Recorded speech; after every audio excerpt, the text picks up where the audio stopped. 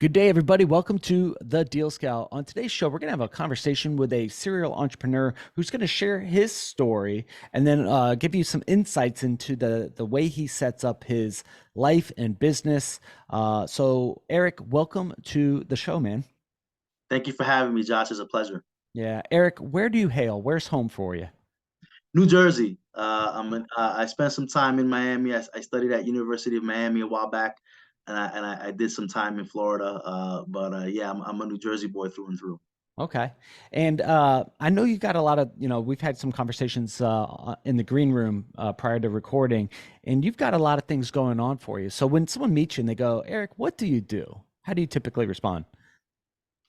I think as time goes on, it's becoming more clear for me that I build businesses, right? Um, you know, uh, my primary source of business the last 5 years has been in the mortgage industry. So that's the bread and butter, right? That's what I've used to leverage and help build other businesses. But I've gotten to know myself, and because of some of the freedom that has allowed me, right, to work from home and to control my own hours, I'm able to now really focus on things that I love and I enjoy, right?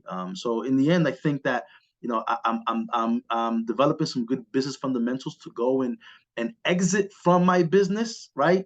While it still continues moving forward while building others. Hmm. All right. So when you exit from your business, what do you mean by that? Did you sell the business or are you outsourcing? So means that I've always been so prior to the mortgage industry, Josh, right? I had 14 years of leadership experience with Fortune 50 companies, with Targets and Walmarts, and I had upwards of 500 people that reported to me at a time, and I got really good at managing people, leading people, looking at operations and processes, and in those multi-billion-dollar companies, right? Just 1 degree change or variation can equate to millions of dollars. And I've been able to bring that over to the mortgage world.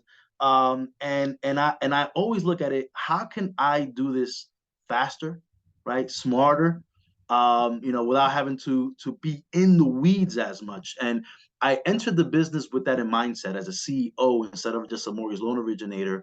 And I've been able to produce, we've been able to produce some awesome numbers in a few short years because I've been able to leverage my experience of building teams, right?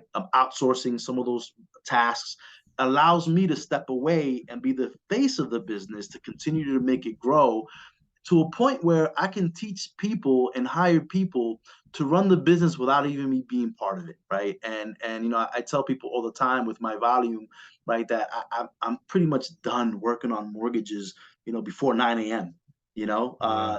High brain function activity, and then it's just all conversations and meeting people and talking to people and adding value, because now I have my team that comes in and they do the day to day. So that's what I mean about exiting the business. I don't have any right may change. I don't have any intent of selling it down the road. I want to continuously build it with the team that we're building. Yeah. So, was this a skill set that you always had, or is it like were you naturally good at this? If we went back to middle school or high school, like you were always delegating stuff out to friends, or is this something that you had to learn and acquire? It's an acquired skill, man. It's I think leaders are made. I think that you have some people have that it factor, but it helped where I was able to capitalize on small experiences, Josh, throughout my life, right? Whether it's I remember playing football the first time in fifth grade, and then I was a most improved player. I'm like, wow, okay, so there's a I can get rewarded by working hard and trying hard. And then I was able to become a captain on the football field in high school, and I grew my leadership skills there. Then when I went over to college, I was able to I co-founded a Latin fraternity and a couple of different organizations that I felt that there was a void in college. So I was able to rally people up and solve a problem or fill a void. So it's been a slowly developing characteristic. And then once I started to work for these, Fortune 50 companies that have been around for a long time and they've been able to give me a blueprint, I've been able to expand on that, right? So it's been an acquired skill. And I think it's paramount for when you're leading, when you're building a business, because it's still to this day, people are the most important, the most important part, right? I know we're talking about AI, right? Artificial intelligence. And I think that we have to make sure that we use that and leverage it. But if you don't have the right team, you're not going to be able to build a business. Interesting.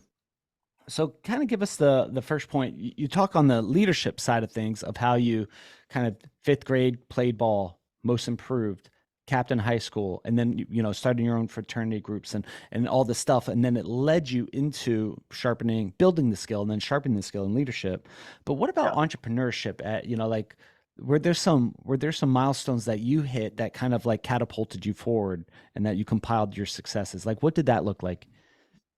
A lot of failure. I think Yeah. I think when you start I remember my junior year in college. I entered for Morgan Stanley in New York City, and I was working on Wall Street. And I thought this was what I was going to do. Right, this was going to be my future. I was going to come in and work at Wall Street, and it just didn't work out that way. Right, I didn't get a job offer after the summer. I went back, Josh, and I got hit with reality very hard. Where I started a family at a very young age. I remember getting my diploma in December, and that April, my daughter was born. So I had to figure things out quickly, right? And what happens is that with time, right? I just grinded my way to leadership position. I grinded my way to making $250,000 a year in these positions with bonuses and RSUs. But I always knew that I wanted to be an entrepreneur, that I wanted to own my own business. I just didn't know what, right? So I started different things. Like I mentioned, one of the first things that I did was I wrote a book with my wife, right? And it was more of a passion project, and that was one of my first ventures outside of what I was doing in leadership, and working for a corporation. And it was really a passion project because we wrote it around our dog Chacho. And my wife talked about doing this for such a long time. We were in a better financial situation that even though in these days it doesn't really cost much to get self-published and whatnot, but we were like, let's just do it, right? Like what's holding us back? And that was like the first break into entrepreneurial ism, I guess, or the entrepreneurial world. um, and we didn't make any money on it, right? Like, in fact, I think we lost money on it, right? Yeah. 'Cause we don't know anything about the industry. But you know what? I'm going on Friday, and I'm going to speak in front of 150 kids, right? For Read Across America, I'm going to read the book, and that brings me joy and fulfillment, right? And we want to continue publishing. We already have the second book published, and we want to do this almost like an heirloom project, like to write it with our family. So it's more of a passion project for us. But what that did was it sparked like, hey, you can do this, right? You can learn. There's life outside of what you do in a 9 to 5. And I was working, crazy hours and holidays and whatnot. The second thing that I started doing was sort of learning about apps, right? And apps were hot. There were all these, apps, Candy Crushing games and this and that. And I have no development skills. I have no software development skills. But what I did know, I was like, all right, well, we can create a business from it. So I remember researching it, and I remember buying skins of apps, almost like a flipping a house, right? You would buy like a skeleton of an app, you would hire a developer, you would try to get some attraction and some user interface going on, and then you try to flip it, right? And the profit margin wasn't that much. Matter of fact, in a couple of cases, we didn't make any money, right? Mhm. Again, failure, but it's just showing, okay, there's some fundamentals. What can we do? And then that's what led me to real estate, right? I started investing passively, with my restricted stock units, my RSUs, and my stock options and my bonuses. And I remember my first investment, Josh, was $25,000, and it was like handing that check over, right, to the investor was so scary, right? But I knew that I was gonna this was going to be a college education for me, right? I was going to go in, I was going to learn everything that needed to be learned about flipping a house. And I was not only a passive investor, I was in there. What is hard money? What is it? What does ARV mean? What does LTV mean? Well, right? How do you do this? Eventually I did that 3 times, each time increasing my investment, and I got a rate of return, but I learned until I flipped my own house, and then I went big and I added a level, and I pushed back, and we sold the property for under $1 million, but now it's worth a lot more, right? Because this was a couple years ago. But what that did was it gave me the the confidence to say, I don't know what I'm gonna do yet, right? But I know that I have to do something on my own. And that's when I left retail, and I started a branch with my father. So when you left, you were W-2 working for corporations. and then Yeah. you left. Now, did you have a bunch of money in the bank where you're like, all right, babe, like, or a family member, whatever, like, we've got a year's worth of savings. If things don't go well, we'll be okay. Or, like, what did that look like? Because taking that leap, I've interviewed a lot of people who took the leap from W-2 to producer, and it's terrifying. It's scary. Terrifying. Yeah, I cashed out of my 401k, which I felt in from a tax implication, right? So do your research if you ever cash out on your Yeah. 401k, right? But I cashed out and we did, at that point I was doing the best that I've ever done from a financial standpoint. However, right, it got scary really quick because when I had I think I took the summer off and maybe I shouldn't have taken it off. We went on vacation and we kind of hung out. Like, all right, we have a little nest egg. But then I was in the middle of flipping this gigantic project, and then all those savings now was pouring into it. And I thought, I was gonna be able to make my money back that much quicker. And it was like Murphy's Law. What could have gone wrong went wrong, right? And in the end, Josh, right, we didn't make any money on this flip. And we put hundreds of thousands of dollars in the renovations. And it taught me a lot of things, right? Again, failure, right? It taught me one, I was used to that uh middle class price point, right? Three, $400,000 of a home a few years ago, and then we went big, and we learned, right? So I should have continued doing the things that I learned with the investors that I was working with. And then you start seeing those savings, and you know what? It was tough go. There were days that I'm an early riser. I'm a 5 a.m.er, and there were days I was in the office from 5 a.m., 6 a.m. till 10 o'clock Wow. at night and grinding it. And if I didn't need to, maybe I wouldn't have grinded as much, and maybe I wouldn't have made some good progress in a few short years. But it was scary. I was scared, man. It was a couple years that I was grinding. I went from making almost close to $250,000 my last year as a W-2 employee to the following year, and it was a pretty good year for a rookie. From what I'm saying, I mean, I just broke six figures. But you go from making $250,000 to six figures, right? It's a lifestyle change, right? So Sure. so but luckily things worked out. We kept on building business, and then I've made more money than in a W-2 setting. But I control it. I control my time. And as you see, I'm working from my basement in my house, right? I have an office that my team reports to. We communicate my teams and whatever, but I work from the comfort of my home. I help manage my daughter's music career. I'm at my son's football games. So the fact is that I'm able to control my time, and I work when I want to work. Yeah.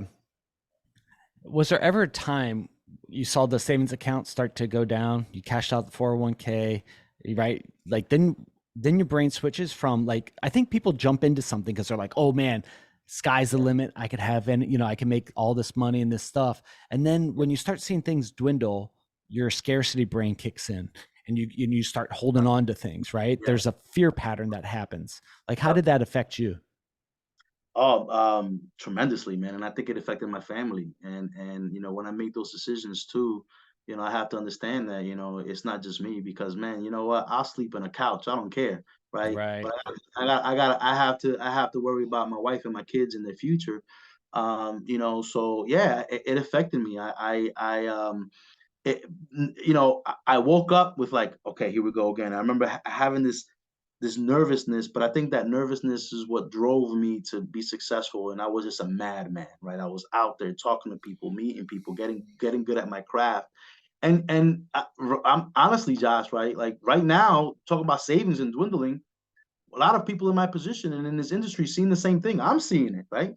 And I have other businesses that I'm also building, and which is we're in the capital and investment stages.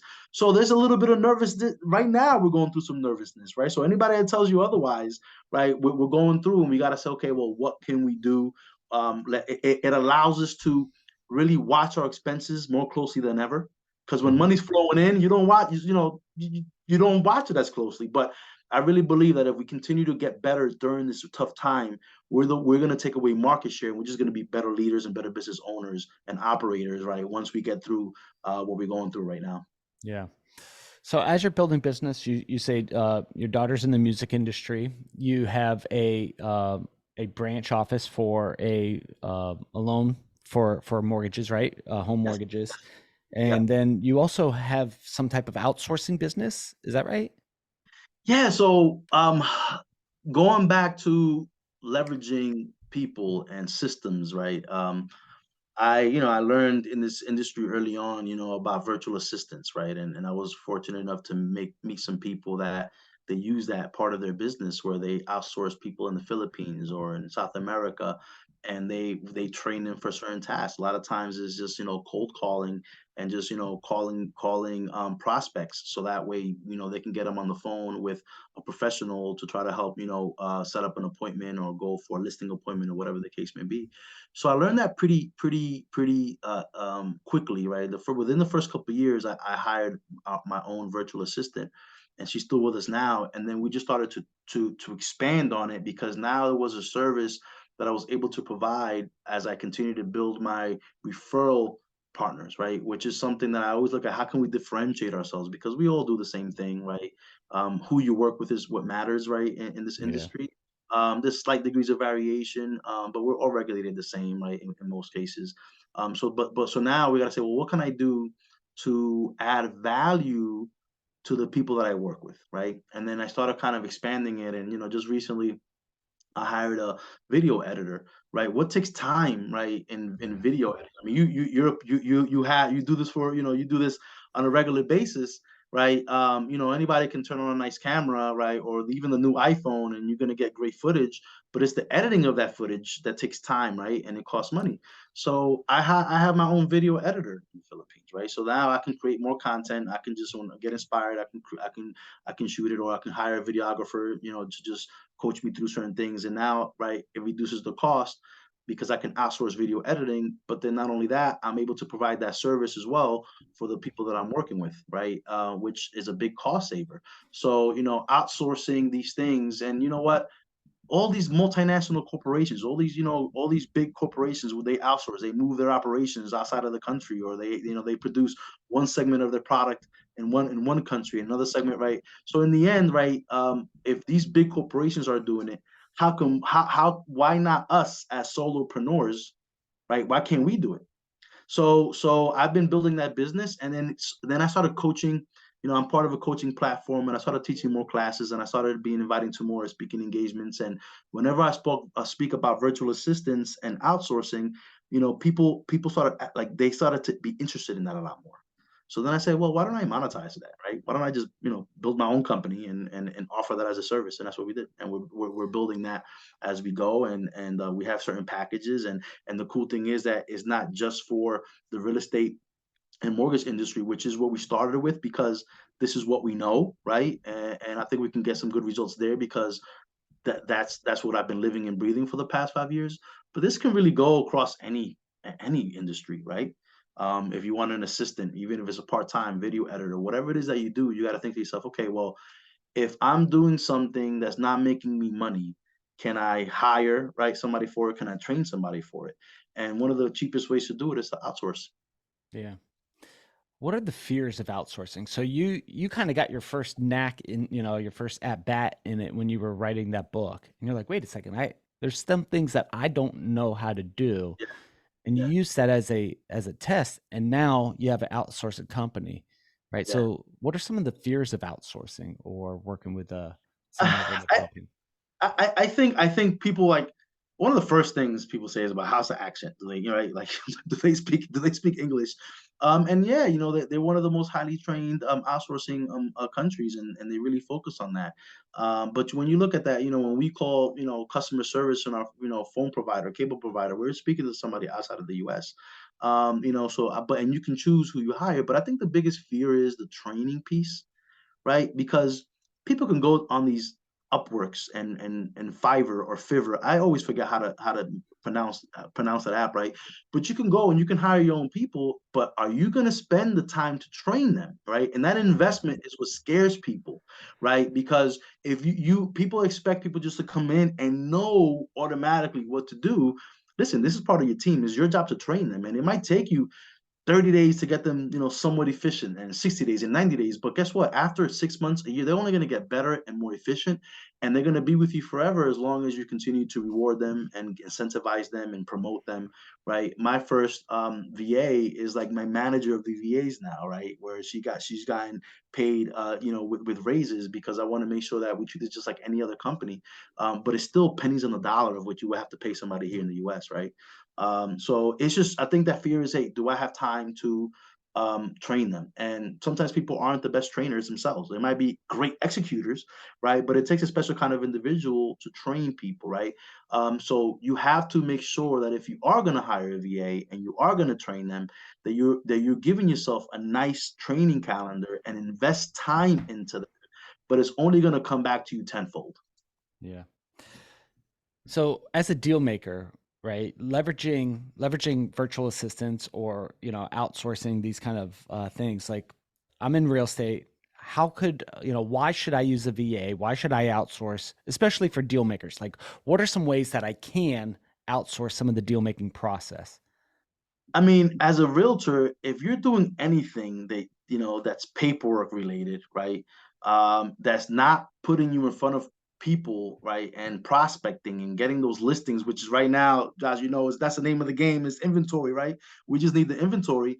So you have to say, okay, well, what can I do? Whether it's having an administrative assistant, right, to help you with paperwork and email follow-up and manage your team, or maybe lead generating if you're paying for leads, or a CRM manager, right? If you're using a CRM, right, instead of having, and it's good to train your team to make sure they're using the CRM, but imagine if you can hire a CRM manager to call these individuals, and now they're connecting you live, right? When somebody wants to speak right now, or if they schedule a call, right? They're scheduling a call right on your Calendly. So just imagine if you're sitting down and all of a sudden you just see appointments pop up. Isn't that a dream, right? So I work through Calendly, right? And it's great because I see just appointments pop up, right? And I see notes come in, and I know who it is. I see, because they try to. The better they're trained, the more information you get, the more you're prepared to make sure that you know how you can solve their problem, right? Are they going to be buying an investment property? Are they going to be selling? When do they want to sell? So you have to make sure they have the right scripts. And I was lucky, Josh, that um, my first VA was trained by a Remax office, and this owner has multiple Remax offices across different states. And one of his strengths was, they used to call him the lead whisperer. And this guy was amazing on phone calls, where he would have trainings. And I remember showing up as a mortgage originator, going to some of his trainings, and just hear him with the rebuttals and the phone calls. And I was like, wow. And this gentleman, who's the owner, he had dozens of these virtual assistants. In fact, he started his own company, right? His own staffing agency in the Philippines, right? For that same reason. And just imagine if you're spending tens of thousands of dollars on Zillow, on Realtor.com, on Vulcan, on Redx, on all these platforms that are out there, and there's others that are available. But now you have a finely tuned machine and someone that's calling in and is able to get somebody on the phone, get as much information as possible, and turn this person into an appointment, right? Hmm. So I think that that's paramount for people that are trying to grow in this business, especially if you're trying to grow a team. Because listen, it's 24 hours in a day, and I know $100 million producers that they've done it with just them and one assistant, right? And I get it, but they drive themselves nuts, right?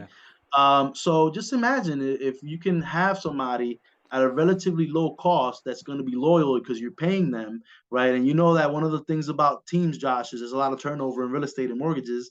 So Yeah. just imagine if you build a foundation outsourcing, you're always going to have the foundation. It's going to be easier for you to retain people as you recruit and expand your teams. And it's going to be easier for you to sell the value to the teams when they come in. Oh, I Yeah. have somebody to help me with my contracts. I have somebody that's going to help me with, setting appointments. It's going to help me call these leads, right? So the cool thing is that, the best thing is, just yesterday, I had an appointment that my assistant made. I did a first time home buying seminar, Josh, 6 months ago, right? And obviously we take these people, we put them in our CRM, and they're in drip campaigns and whatnot. But now, right? She was able to go into the CRM, call this individual, got her pre-approved, right? And just imagine when I call the realtor and I say, "Hey, remember that seminar that we had 6 months ago? Well, here's a pre-approved buyer." that realtor is going to love us, right? Because now we're able to use our virtual assistant to manage our CRM and follow up. So it's just going to increase the likelihood, the chances of them continuing to work with us and us being the top of mind lender. Yeah. Yeah, this is so good, especially for deal makers. So, I make money when deals are done, and I get deals through meeting with people and through like the business development, those kind of things. There are so many things as a part of the deal that does not make me money that must be done, right? You got to fill out the paperwork, you got to send the invoice, you got to follow up on the invoice they didn't pay, you got to then deliver the work that you said you're going to do. So there's a lot of things that happen in the deal, but the only thing that really makes me money, the highest and best use of my time, is connecting with people and putting a deal together. The problem I find for me, or if I look back on my journey before I started building my team, is I'm looking at the money and I go, right now I need every penny of this. So I'll get the job, right? And I'll close the deal. And then I spend so much time on the back end of the deal. And then I'll try to get another deal. And I spend so much time. And then I'd work myself to the bone 5 in the morning till 8 o'clock, 9 o'clock at night, and mix in some family time. So for the entrepreneurs out there, the solopreneurs who are in that kind of like hustle, hustle, hustle mode, where there seems like to be no end in sight, no escape from that, what can we do? It's a great question, and I think that a lot of professionals that have been doing this for a while, and they get to where they are because of their hard work and their ability to close and connect with people.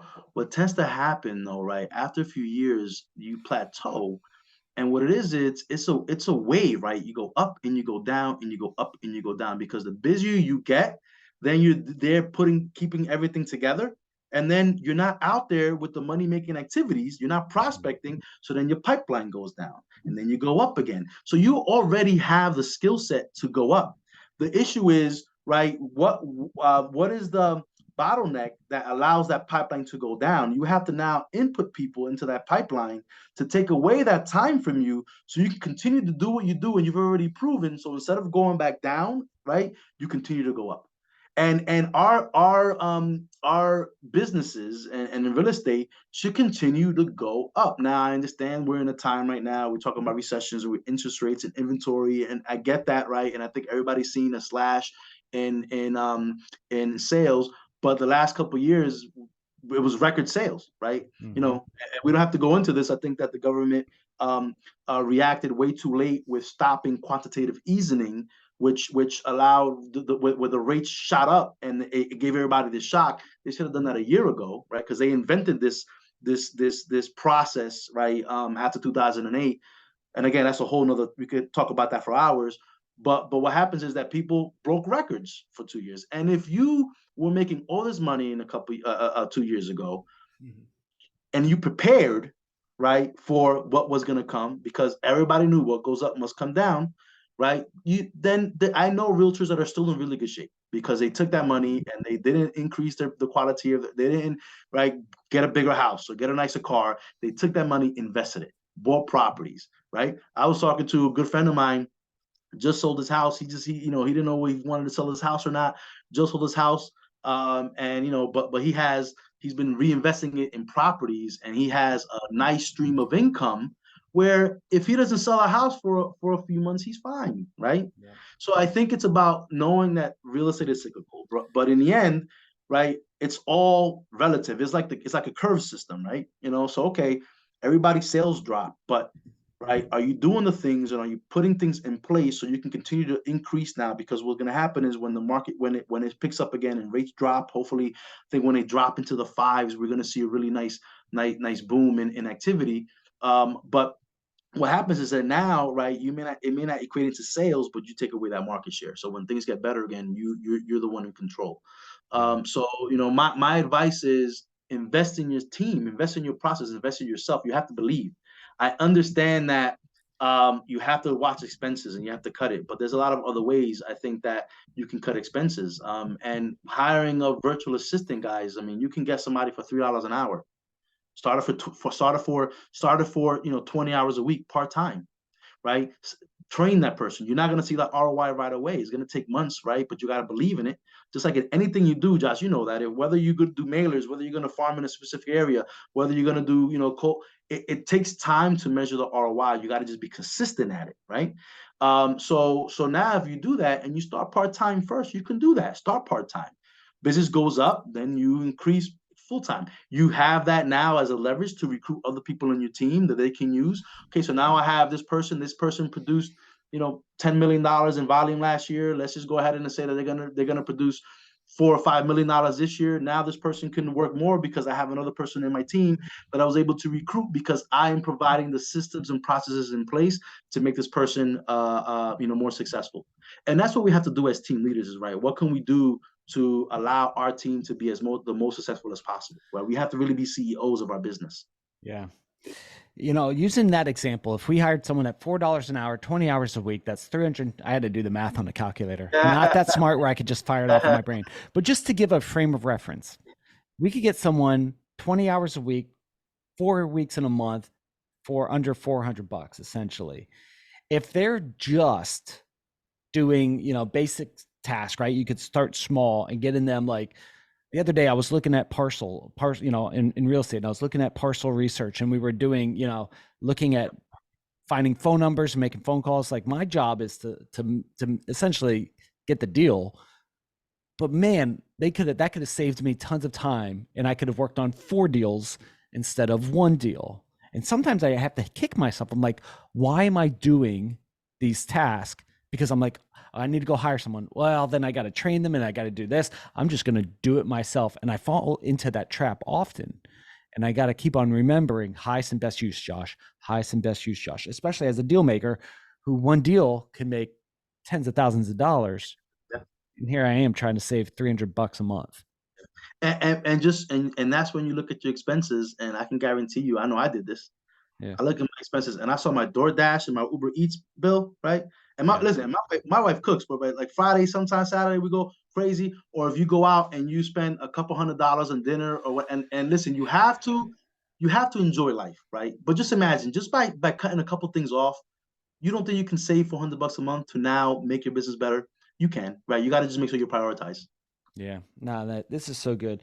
The outsourcing for deal makers is a way that we can begin scale, right? Because you can't scale by yourself. I mean, you could have pretty good systems, but at some point you need people, right? Yeah. Um, in your journey, what has been the best thing that you've outsourced that you look back and you're like, I will never pick that back up in my life. I will always have someone doing that for me. I think I hate the CRM. Like I'm not one to cold call. I'm not one to go in there. I think it's tedious. My eyes hurt, right? I don't think there's one CRM that's user friendly. I've tried a bunch of them, but it's necessary, right? I think if you're Yeah. in the weeds of your business, so I think the fact that I have somebody that's in there managing it, updating things, sending emails out, right, is helping me be in top of mind. I have 39,000 people in my database, right? So the fact is that we have people there, right? And a lot of times, majority of them, they take a long time to nurture. But if they're getting newsletters, if they're getting emails, holidays, birthday messages, right? Depending on how far along we go with the process, it's gonna come back. So I think the CRM management is huge. I think I see like I start my day off at 5 in the morning, and I write everything that I need I write everything down, and I'm big in planning. If you see right behind me, I have Jesse Eichler's big ass calendar. I plan the year, right? And then I have my best self journals, which I plan now for the quarter. And on a daily basis, I write down my tasks, and I look at it and I say, can I give this to somebody else? Right? Can I give this to somebody else? And then I look at it and I'm like, do I really need to be doing this? And sometimes, right, I can give it to somebody else because maybe that person isn't trained or has a capacity. But I'm like, all right, well, I can train this person, right? Why like, is this money making activity? So I analyze it all the time, which allows me now to spend not my entire day on mortgage business. I can build other businesses. I have, at 2 o'clock, I have my meeting for my outsourcing company. I already had my meeting with my daughter. I'm managing her, and guess what? I'm using the outsourcing company for everything, right? So my daughter is a perfect example, right? So my daughter is a music recording artist, and she recorded her first single 2 years ago. And she's been in entertainment. She's been signed to an agency for a while, and this is all she's wanted to do. And as a father, you believe in your kids and you want them to do, but they change their mind all the time. But my daughter has never once wavered that she wants to sing, act, dance. She went to performing arts high school, and things just started happening. And then I said, all right, I'm gonna be your music manager. I'm gonna invest in you. I'm trying to get her signed, right? So at the beginning of the year, right, I had my goals for mortgage production, and to be quite frank, that's been already changed, and I've dropped the goals because of the environment. But then I had a goal for her, and then I upped her goal. I wanted to sign her. I want to sign her to $1 million record label deal by the end of the year. I said, we can go for two, right? And now I'm using these outsourcing companies to do a lot of the things that I'm learning about and able to. I'm listening to podcasts and reading books and just meeting people in the music industry. And perfect example, I got a list of radio stations, college radio stations across the country, right? Guess who's sending out these emails, right? My virtual assistant. So now, hey, I represent Eric, manager of Angelis Mariah. Couple links. Here's her songs, and she's already gotten a couple radio stations. She was on. They played her song yesterday in a radio station in Georgia, right? And she's getting interviewed next week by a couple different radio stations, one in San Jose. So the fact is that is you can take this, right, and apply it to different businesses, because how long will it take for me to be making phone calls or emails, right? Taken away from my biggest moneymaker, which is mortgages, which helps me fund right now investing in the business, which is my daughter's music. So outsourcing can be used for anything. Yeah, and that's so good because sometimes like list building itself, how long would it take you to go find a list of radios, shows that focus on college radio shows, whatever, and then sending them a message. So you have to find their contact info, make sure it didn't bounce, put that together. Yeah, Take you forever. forever. Yeah, How many real estate deals are you going to miss by looking up a college radio station? correct. Man, there's so many things that, like, as I'm having these conversations, I look back and I go, oh my gosh, there's so many things that I shouldn't be doing, but I'm so busy that sometimes I go, screw it, I'll just do it. Yeah. And that has probably, I mean, that's cost me so much money. So I love having conversations with people like you because it inspires me, challenges me, kicks me in the nuts a little bit about going, you got to do this. If you're trying to scale, you have to release control. And I'm such a control nut. I really am. Um, so man, Eric, thank you so much for sharing this.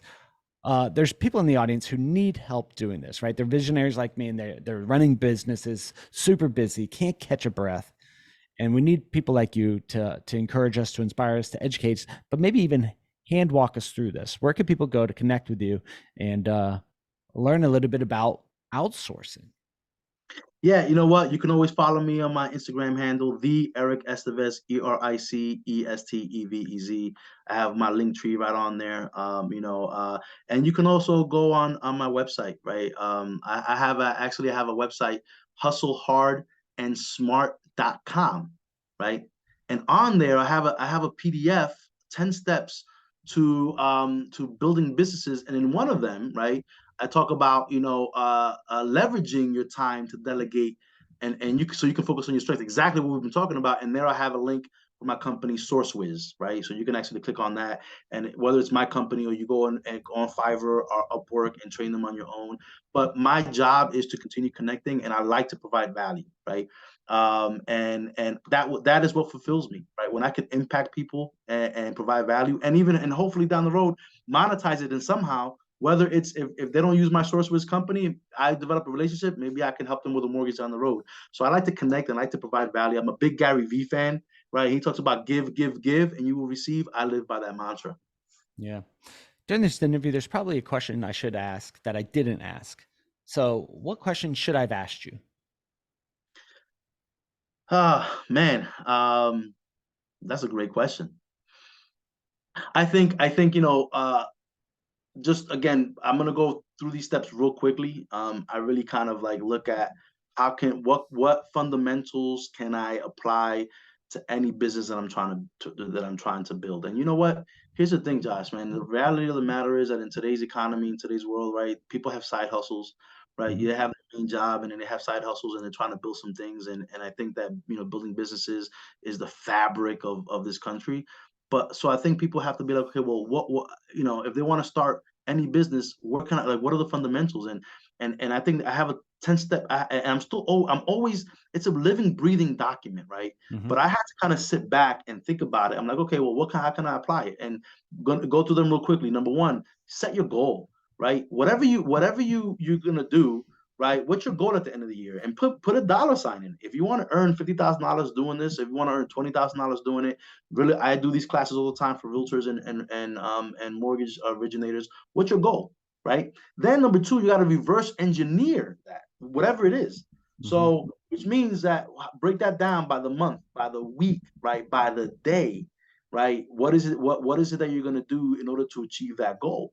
Right. Number three, you got to get organized. If you're not organized and if you don't have a planning system, if you don't have, a good way to follow up on what you're doing from a day-to-day basis, number one and number two doesn't matter, right? And I mentioned two things that I use: the Best-Self Journal and Jesse Iser's big ass calendar, right? Four to me is important, and not everybody's an early bird, but wake up early, right? You Mhm. want to beat the rest of the world. If you wake up at 7, maybe try 6:30. You can see what the half hour does to you, right? Because I really do believe that you're sharpest in the morning. And I know that people say that they're not morning people, but when you're well rested, right, I think that you can really start to compartmentalize the day, right? Number five, leverage your time and delegate so you can focus on your strengths. We've been talking about this the whole time, right? Consider hiring a virtual assistant. Number six, I think this is important, right? And I struggled with this. I'm a people pleaser sometimes, Josh, right? And I tend to avoid, I've tended to avoid conflict. But number six, you want to eat that frog first thing in the morning. Whatever is the most difficult task that you got to do. If you got to have a tough conversation with a client or with a prospect or whatever, right? What happens is if you wait until the end of the day to do it, that anxiety is going to build up. It's going to affect how you perform in everything you do. If you eat that frog first thing, right, you're gonna have this big sigh of relief, and now you're gonna be optimizing your efforts throughout the day, right? Number Mhm. seven, most of your day really should be connecting with people, getting exposure, marketing. Marketing is so huge right now, right? Number eight, how do you market a lot now? Is leverage the social media. You can use social media to get a much deeper reach, much quicker than any time in history before, right? Mhm. So that's how I've grown it, and I've closed deals off of TikTok. I try to be goofy on TikTok and on Mhm. videos, and when I go places, people are like, "Oh my God, I love your TikToks," and it just breaks the ice and helps build those relationships. Number nine is very important, and in the leadership business, in leadership world, if you don't have accountability, you're dead in the water, right? Hold yourself accountable daily, right? Get a weekly accountability partner, right? Uh-huh. Because if you're not holding yourself accountable, then those goals that you're setting and those daily activities, if you're not holding yourself accountable, again, there's people that they're great at setting goals and know how to get there, but they don't hold themselves accountable. And it's the end of the year. Oh well, I didn't meet my goal. I just told you that we're in the second month of the year, and I've already decreased my sales projections because of what's going on in the market. Right? I got to be realistic. Yeah. Um, and then number 10, be consistent, right? Whatever you do, be consistent. I think that people give up on activities way too quickly, right? They're investing in Facebook leads or they do, and then it's 2 3 weeks later they stop investing in it or they stop doing it. That's not going to cut it, right? You're going to need at Mhm. least 90 days. It takes 21 days to make a habit. You're gonna look at 90 days to really kind of go back and start to measure some progress, but it's over time. So whatever you stick to doing, those activities, right, that you've made for yourself when you reverse engineered, stick to them. Do not waver, and then you can measure your ROI. And one of them may not work, right? And then you have to replace it. But if you replace it, imagine if that activity was the one that was going to get you 3 feet from gold. People quit, right, when they're 3 feet from gold. So be consistent. Yeah. Yeah, that's good, man. I just wrote down that list. It is so good because we forget about it sometimes because as deal makers, we're busy. We're out there doing, trying to do real estate deals or try to do mortgages. We're hustling. And sometimes, man, taking a minute to, you know, look at the plan, look at the goals, reevaluate things, it's so valuable. But yet so far very few of us do it. That's why I love working with coaches, man. So really appreciate that, man. Learned a lot today. Challenged me, like I said. I'm going back to the drawing board and fixing some things in my own business. Eric, thank you so much for coming on the show. One more time, what's one good place for people to connect with you and maybe explore your link tree or follow you on social? What's a good starting point? The Eric Estevez on Instagram. TheEricEstevez. And from there, you can go ahead and get all my other socials. Awesome, man. Thanks for coming on the show. Fellow deal makers, as always, reach out to our guests and say thank you. Their contact information will be in the show notes below. Reach out to them, say, appreciate you being on the show, and find a way to do a deal with them. If you have a deal that you'd like to talk about here on the show, or maybe a way to help deal makers, head on over to thedealscout.com, fill out a quick form, and maybe we'll get you on the show next. Till then, we'll talk to you all on the next episode. Bye, everybody.